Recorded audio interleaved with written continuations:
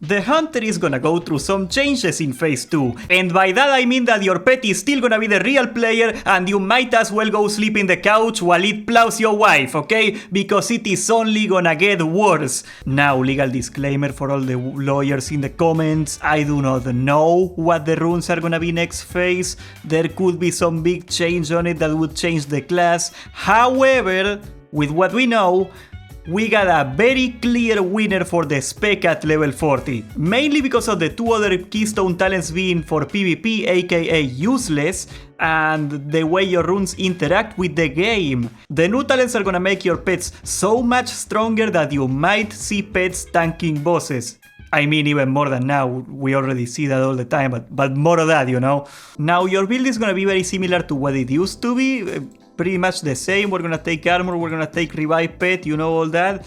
Then we are gonna take unleash fury for 25% more damage on the pet, 20%, sorry. Okay, here is the thing, right? We would end here at level 25. From now on, we are gonna take all the crit in this talent. Look at this, 15% bonus crit on your pet. That's not all, okay? You got a 15% chance of critting. That matters because of one very important thing as a minute here. But here, bestial discipline. They generate energy 20% faster. Yeah, I know it's called focus. I call it energy. It's energy. Who are you fooling? Shut up. Look at this thing right here, intimidation. It basically gives your pet more threat. I thought it's cool. We're gonna talk about that in a minute here. And we got a couple leftover talents over here. We can go here for more HP for pets, and that's what's gonna make our pets survive a little more when there's AOE going down and stuff. It's really convenient.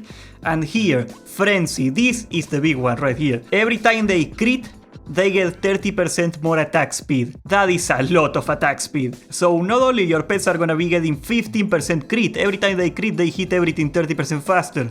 And down here, this is the keystone talent, the level 40 talent. And if you compare it to over here, this is just above for the raid. You might see people taking it. It's not the best DPS though. Here, this is for PvP. It just puts people to sleep. This is the only one that gives you actual damage.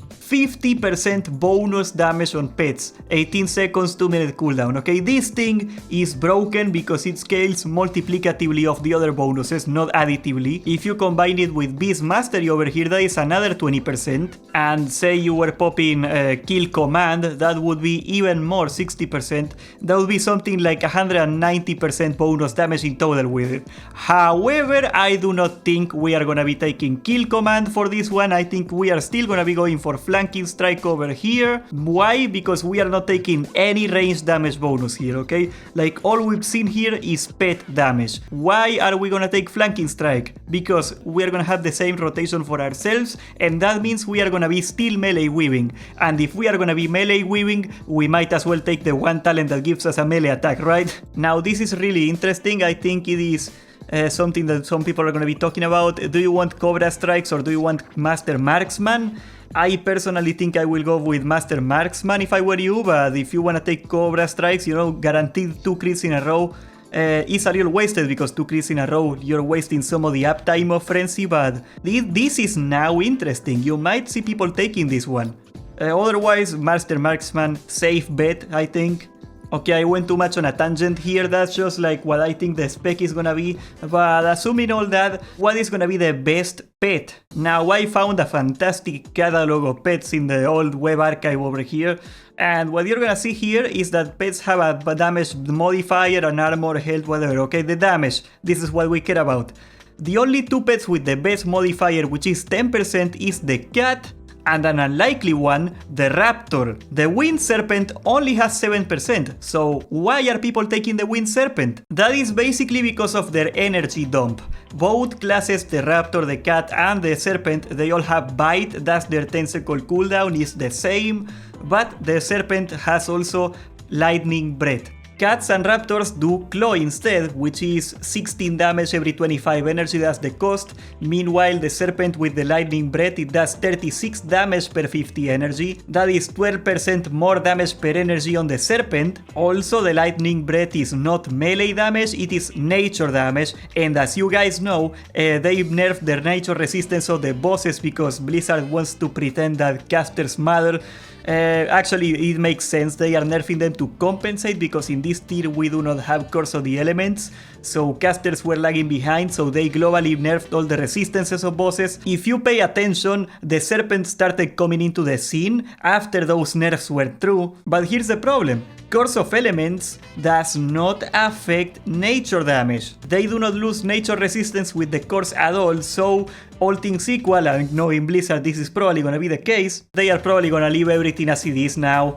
So the relative nature resistance of the bosses is gonna increase next year. Another thing is that the best rank of Lightning Breath at level 40 will do 51 damage. Meanwhile, the best rank of Claws, remember it is half the cost, so 2 Claws are gonna do 52 damage. That is right, they do the exact amount of damage now.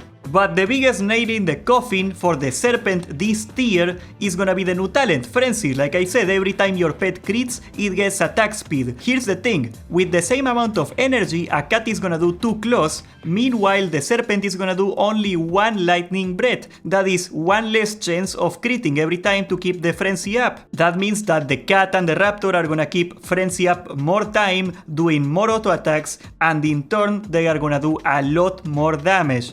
On top of the fact that cats have 10% more damage and raptors 10% more damage, aside from the Wind Serpent that only have 7% more damage. Don't get me wrong, the Serpent is still gonna be a major problem in PvP because nobody has nature resistance and there you can burst it out easily, even though there is a lot of really good options in PvP. I personally like the boar a lot, but I'm a weirdo. So now, if raptors are the same as a cat, why are people taking cats instead of raptors this tier? There is 3 reasons for that actually. The first of all is attack speed. This is a list of all the pet attack speeds in the game, but if you're taking Flanking Strike does full weapon damage every time you do it, full melee claw damage, let's say, every time you cast it. That means that all things equal, you want the slowest attack speed possible for your pet. And while there is raptors with 2 attack speed in this tier that exist, they are a pain in the butt to get if you are Alliance because they are in Durotar. Meanwhile, cats are pretty much everywhere. At level 40 this is gonna flip over because every raptor in Strangletorn has the slow attack speed that you want, so they are much easier to find. Also, cats have slightly more HP than a raptor, while raptors have more armor, and in a tier like BFD where there is a lot of AoE magic damage, having more HP is gonna help you survive more than armor. Rest assured, for the average player, you can take a raptor or a cat, they are basically the same, you are not gonna be able to tell the difference at all. Just take whatever you think looks cooler. That's gonna make my homie Gian a lot happier because he really misses Shatner the raptor, but if you do wanna get a cat before the raid at level 40, your only good option is the Rich Huntress in the Badlands. That's a level 38 one, that is the closest you are gonna get to a level 41. Finally, I feel obligated to answer to you all, what is the best hunter tanking pet? As you know, we are getting the new talent Intimidation that does more threat, so pet tanking combined with Beast Mastery that turns Growl into a taunt, it is gonna make pet tanking a lot more viable, a lot more practical. So here is where the raptor gets a slight advantage. Raptors have slightly more armor than the cat, and if you are tanking the boss, most of the damage that it is taking is physical damage, and in that case armor is gonna be making it the tankiest. I am very bullish on pet tanking next year. We already use pet tanks to do the swap when we do Akumai, so I can cleanse in pits before I taunt back again. Those kinda mechanics, the pets work really good at it, but do I think that we are gonna see pets tanking all of Nomeregan? No. Subscribe, leave a like, join the Discord, and thank you for watching!